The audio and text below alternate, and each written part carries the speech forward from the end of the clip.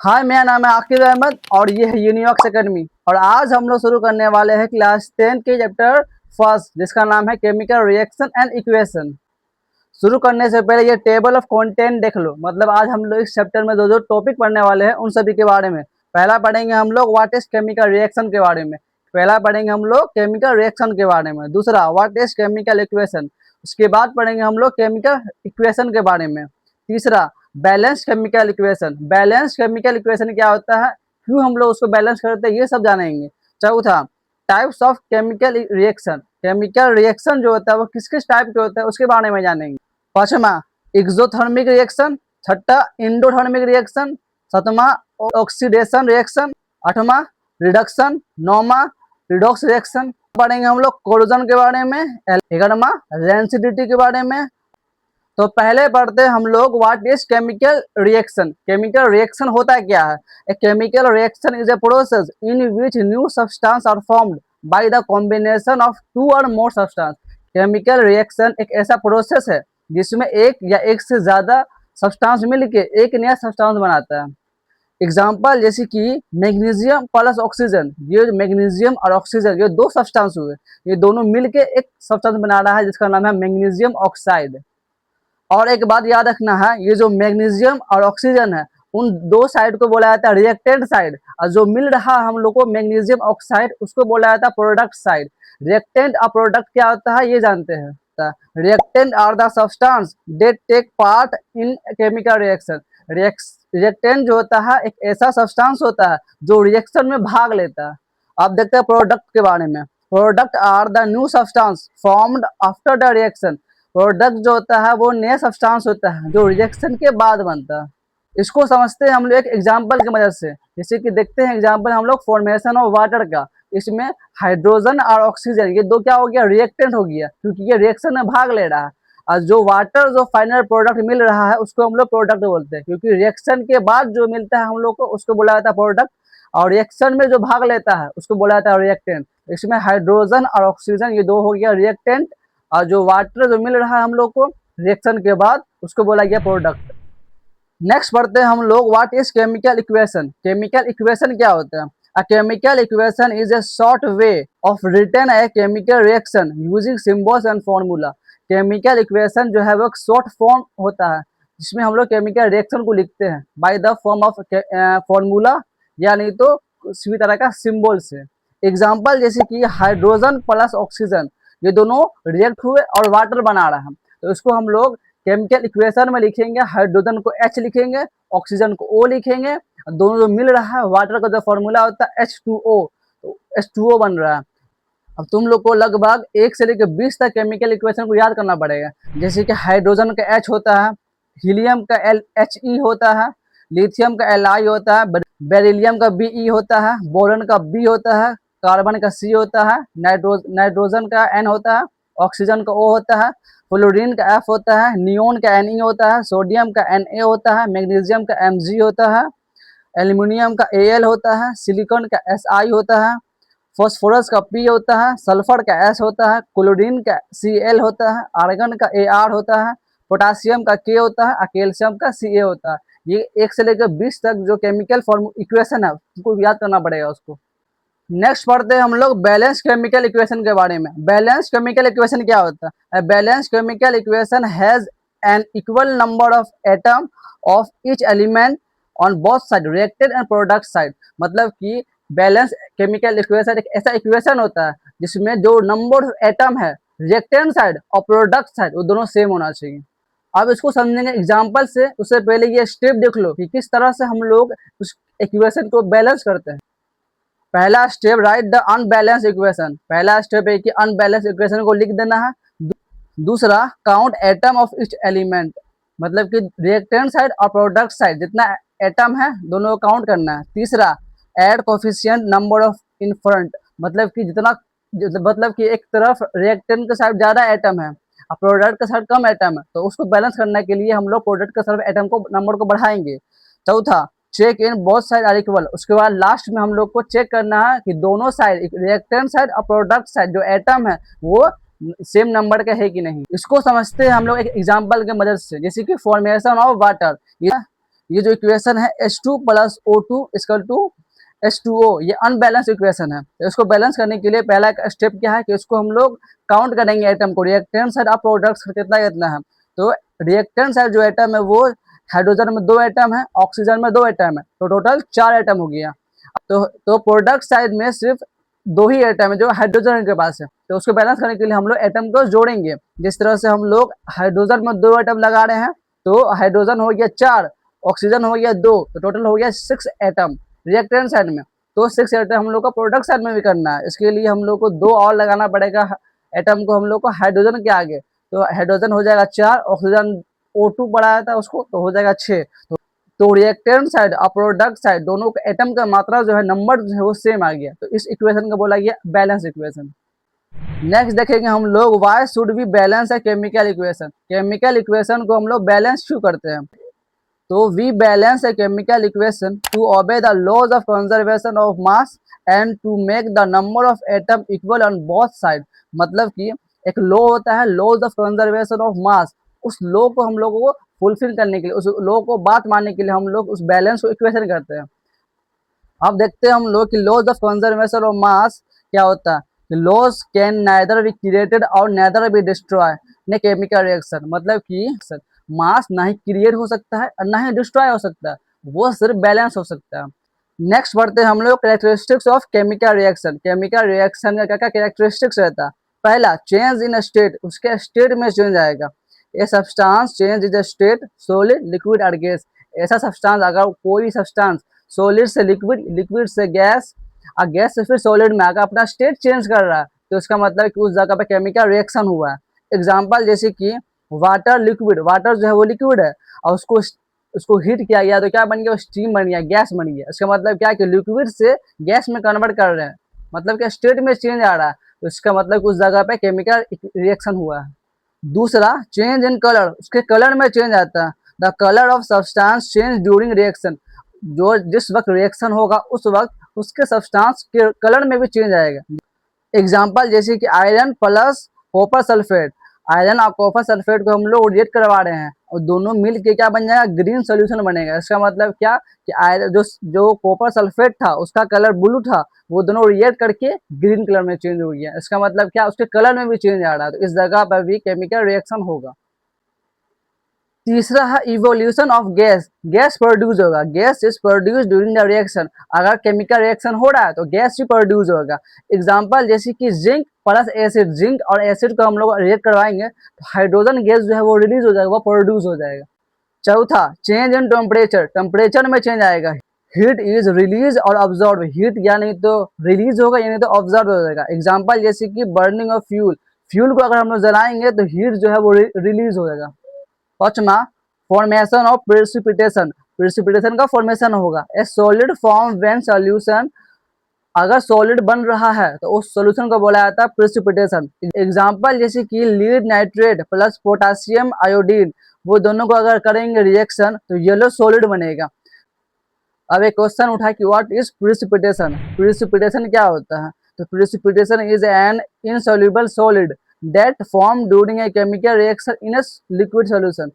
Precipitation जो है वो इनसॉल्युबल सॉलिड है, जो फॉर्म होता है लिक्विड के रिएक्शन से, जो फॉर्म होता है सॉलिड, उसको बोला जाता है प्रेसिपिटेशन। अब हम लोग देख लिए 5 का 5 कैरेक्टरिस्टिक्स जो केमिकल रिएक्शन के वक्त होता है। पहला कि स्टेट में चेंज आता है, दूसरा कि कलर में चेंज आता है, तीसरा कि evolution of gas, gas produce होता है, चेंज इन टेम्परेचर, टेम्परेचर में चेंज आता है, पांचवा फॉर्मेशन ऑफ प्रेसिपिटेशन, प्रेसिपिटेशन बनता है। अब हम लोग पढ़ते हैं types of chemical reaction. Chemical reaction कितने टाइप्स के होते हैं। पहला कॉम्बिनेशन रिएक्शन, दूसरा डिकम्पोजिशन रिएक्शन, तीसरा डिस्प्लेसमेंट रिएक्शन, चौथा डबल डिस्प्लेसमेंट रिएक्शन, पांचवा रिडॉक्स रिएक्शन। इसके अंदर ऑक्सीडेशन और रिडक्शन दोनों आता है। पहला पढ़ते हैं हम लोग कॉम्बिनेशन रिएक्शन के बारे में। When two or more substance combine to form a single product, जब दो या दो से ज्यादा सब्सटेंस मिलके एक सिंगल सब्सटेंस बनाता है उसको बोला जाता है कॉम्बिनेशन रिएक्शन। इसको समझते हैं हम लोग एक एग्जांपल की मदद से, जैसे कि 2Mg magnesium plus O2 oxygen, ये दोनों को रिएक्शन करवाया गया तो 2MgO मतलब मैग्नीशियम ऑक्साइड बना। इसका मतलब क्या है कि दो रिएक्टेंट मिलके एक सिंगल प्रोडक्ट बना रहा है, एक सिंगल सब्सटेंस बना रहा है, तो उस टाइप्स ऑफ रिएक्शन को बोला जाता है कॉम्बिनेशन रिएक्शन। दूसरा पढ़ेंगे हम लोग डिकम्पोजिशन रिएक्शन के बारे में। When one compound break down into two or more simple substance, जब एक कंपाउंड टूट के दो या दो से ज्यादा सब्सटेंस बनाता है तो उसको बोला जाता है डिकम्पोजिशन रिएक्शन। एग्जाम्पल जैसे कि ए बी, वो एक रिएक्शन है, वो जो उसको ब्रेक किया गया वो दो रिएक्शन में टूट रहा है, ए प्लस बी। इसका मतलब क्या, उस टाइप्स ऑफ रिएक्शन को डिकम्पोजिशन रिएक्शन कहते हैं। इसको भी समझते हैं हम लोग एक एग्जाम्पल के मदद से। CaCO3 को हम लोग ब्रेक करके CaO प्लस CO2 में तोड़ रहे हैं, उस टाइप्स ऑफ रिएक्शन को बोला जाता है डिकम्पोजिशन रिएक्शन। अभी हम लोग दो पढ़ लिए हैं, कॉम्बिनेशन रिएक्शन और डिकम्पोजिशन रिएक्शन। कॉम्बिनेशन रिएक्शन जो है वो दो या दो से ज्यादा सब्सटेंस मिलके एक सब्सटेंस बनता है, उस टाइप्स ऑफ रिएक्शन को बोला जाता है कॉम्बिनेशन रिएक्शन। लेकिन डिकम्पोजिशन रिएक्शन जो है वो एकदम उल्टा है कॉम्बिनेशन रिएक्शन के। जैसे इसमें क्या होता है, इसमें एक रिएक्शन टूट के दो या दो से ज्यादा सब्सटेंस बनाता है। तीसरा देखते हैं हम लोग डिस्प्लेसमेंट रिएक्शन के बारे में। When one element replace another element in an compound, जब एक एलिमेंट दूसरे एलिमेंट को अगर रिप्लेस कर रहा है तो उस टाइप्स ऑफ रिएक्शन को बोला जाता है डिस्प्लेसमेंट रिएक्शन। एग्जाम्पल जैसे कि Zn प्लस CuSO4, Zn और CuSO4 को करवाया जा रहा है रिएक्शन, तो ZnSO4 प्लस Cu निकल रहा है। इसका मतलब क्या, Zn जो है वो Cu को रिप्लेस कर रहा है, डिस्प्लेस कर रहा है, तो उस टाइप्स ऑफ रिएक्शन को बोला जाता है डिस्प्लेसमेंट रिएक्शन। डिस्प्लेसमेंट रिएक्शन में एक ही एलिमेंट को डिस्प्लेस किया जाता है। नेक्स्ट पढ़ेंगे हम लोग चौथा डबल डिस्प्लेसमेंट रिएक्शन के बारे में। When two compound exchange ions to form a new compound, जब दो कंपाउंड एक दूसरे का आयंस एक्सचेंज करते हैं उस टाइप ऑफ रिएक्शन को बोला जाता है डबल डिस्प्लेसमेंट रिएक्शन। एग्जाम्पल जैसे कि Na2SO4, Na2SO4 को रिएक्शन करवाया जा रहा है BaCl2 के साथ, तो क्या कर रहा है, BaSO4 बन रहा है, मतलब कि डिस्प्लेस कर रहा है, प्लस में 2NaCl बन रहा है, तो इस टाइप ऑफ रिएक्शन को बोला जाता है डबल डिस्प्लेसमेंट रिएक्शन। नेक्स्ट पढ़ेंगे हम लोग ऑक्सीडेशन के बारे में। ऑक्सीडेशन क्या होता है, oxidation is a process in which a substance gain oxygen और लूज हाइड्रोजन। ऑक्सीडेशन एक ऐसा प्रोसेस है जिसमें हम लोग गेन करते हैं ऑक्सीजन को और लूज करते हैं हाइड्रोजन को। एग्जाम्पल देखते हैं गेन ऑफ ऑक्सीजन पे, जैसे कि कार्बन प्लस O2 मतलब कि ऑक्सीजन, इन दोनों को करवाया जा रहा है रिएक्शन तो CO2 बन रहा है। इसका मतलब क्या, ऑक्सीजन जो है इसको गेन हो रहा है, ऑक्सीजन जो है मिल रहा है। दूसरा एग्जाम्पल देखते हैं हम लोग लूज ऑफ हाइड्रोजन, हाइड्रोजन जो है वो लूज करेगा, बाहर जाएगा। NH3 प्लस O, NH3 को हम लोग ऑक्सीजन से करवा रहे हैं रिएक्शन, तो जो NO बन रहा है, NO2 बन रहा है, और जो हाइड्रोजन जो है वो बाहर निकल रहा है, वो रिलीज हो रहा है। तो इस टाइप ऑफ रिएक्शन को बोला जाता है ऑक्सीडेशन रिएक्शन। इसमें जो है ऑक्सीजन का गेन होता है और हाइड्रोजन का लूज होता है। पहला एग्जाम्पल में हम लोग ऑक्सीडेशन जो है वो गेन हो रहा था, दूसरे एग्जाम्पल में जो है वो हाइड्रोजन रिलीज हो रहा है। अब हम लोग पढ़ेंगे रिडक्शन के बारे में। Reduction is a process in which a substance gain hydrogen और लूज ऑक्सीजन। देखिए रिडक्शन में क्या है, हम लोग गेन करते हैं हाइड्रोजन और लूज करते हैं ऑक्सीजन। इसको भी समझते हैं हम लोग एग्जाम्पल के मदद से। गेन ऑफ हाइड्रोजन पे एग्जाम्पल देखते हैं, जैसे कि C2H4 प्लस H2, C2H4 और हाइड्रोजन को हम लोग करवाते हैं रिएक्शन तो C2H6 बन जाता है। इसका मतलब क्या, जो हाइड्रोजन है वो गेन हो रहा है। दूसरा एग्जाम्पल देखते हैं हम लोग लूज ऑफ ऑक्सीजन पे, ऑक्सीजन का लूज पे देखते हैं, जैसे कि Fe2O3 प्लस 3CO, मतलब कि इन दोनों का करवा रहे हैं रिएक्शन, जो बन रहा प्रोडक्ट वो बन रहा है 3Fe प्लस 3CO। तो इस एग्जाम्पल में क्या है कि ऑक्सीजन लूज कर रहा है। तो अभी हम लोग दोनों पढ़ लिए, ऑक्सीडेशन और रिडक्शन। कंफ्यूज नहीं होना, ऑक्सीडेशन मतलब कि हम लोग गेन करते हैं ऑक्सीजन का और लूज करते हैं हाइड्रोजन का। रिडक्शन मतलब कि हम लोग गेन करते हैं हाइड्रोजन का लेकिन लूज करते हैं ऑक्सीजन का, ये दोनों एकदम उल्टा होता है। अब हम लोग पढ़ेंगे रिडॉक्स रिएक्शन के बारे में। A redox reaction is a reaction in which oxidation and reduction occur at same place. Redox reaction एक ऐसा रिएक्शन होता है जिसमें ऑक्सीडेशन और रिडक्शन एक ही जगह पे होता है, एक ही टाइम पे होता है, उस टाइप ऑफ रिएक्शन को बोला जाता है ऑक्सीडेशन रिएक्शन। इसका एग्जाम्पल हो गया CuO प्लस हाइड्रोजन। CuO को हाइड्रोजन से कराया जा रहा है रिएक्शन, तो Cu प्लस H2O बन रहा है। अगला पढ़ते हैं हम लोग एक्सोथर्मिक रिएक्शन के बारे में। एक्सोथर्मिक रिएक्शन क्या होता है? An exothermic reaction is A chemical reaction in which heat energy is release of the surrounding. Exothermic reaction एक ऐसा रिएक्शन होता है जिसमें हीट जो है वो रिलीज होता है। एग्जाम्पल जैसे कि वुड बर्निंग, वुड अगर मतलब कि लकड़ी को अगर हम जलाएंगे तो क्या होगा, हीट बाहर निकलेगा। तो जो रिएक्शन हो रहा है उस वक्त उस टाइप ऑफ रिएक्शन को बोला जाता है एक्सोथर्मिक। दूसरा example respiration in our body. Respiration जो हम लोग करते हैं, सांस लेने के प्रोसेस को बोला जाता है रेस्पिरेशन। उसमें भी हम लोग एक्सोथर्मिक रिएक्शन होता है, क्योंकि हम लोग अगर सांस लेते हैं और सांस बाहर छोड़ते हैं उस समय क्या होता है, एनर्जी बाहर निकल रहा है, हीट बाहर निकल रहा है। तो इसीलिए रेस्पिरेशन भी एक्सोथर्मिक रिएक्शन में आता है। अब हम लोग पढ़ेंगे एंडोथर्मिक रिएक्शन के बारे में। An endothermic reaction is an chemical reaction in which heat energy is observe from the surrounding. Endothermic reaction एक ऐसा रिएक्शन होता है जिसमें हीट जो है वो ऑब्जर्व होता है। एक्सोथर्मिक में क्या हो रहा था, हीट जो है वो रिलीज हो रहा था। एक्सो मतलब हुआ बाहर, हीट जो है बाहर जा रहा था, रिलीज हो रहा था। लेकिन एंडोथर्मिक मतलब एंडो मतलब अंदर आना, हीट जो है ऑब्जर्व हो रहा है, हीट जो है अंदर आ रहा है। एग्जाम्पल जैसे कि आइस मेल्ट, आइस जो अगर पिघल रहा है तो क्या हो रहा है, एनर्जी का यूज हो रहा है, हीट का यूज हो रहा है।